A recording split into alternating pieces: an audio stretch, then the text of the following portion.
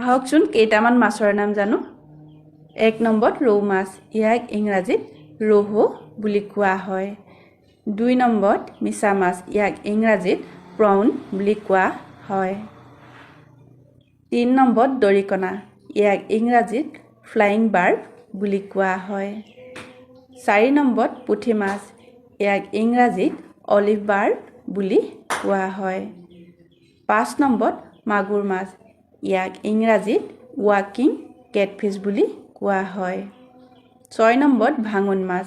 ইয়াক ইংৰাজীত বাটা লাবিও বুলি কোৱা হয় 7 নম্বৰত কুচিয়া ইয়াক ইংৰাজীত গেংগেটিক মুড ইল বুলি কোৱা হয়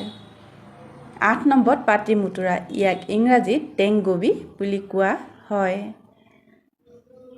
9 নম্বৰত বটিয়া মাছ ইয়াক ইংৰাজীত লছ বুলি কোৱা হয় 10 নম্বৰত ভকুৱা মাছ ইয়াক ইংৰাজীত কাটলা বুলি কোৱা হয় 11 নম্বৰত গৰৈ মাছ ইয়াক ইংৰাজীত স্পটেড স্নেকহেড বুলি কোৱা হয় 12 নম্বৰত বৰালি মাছ ইয়াক ইংৰাজীত ফ্ৰেছ ৱাটাৰ শাৰ্ক বুলি কোৱা হয়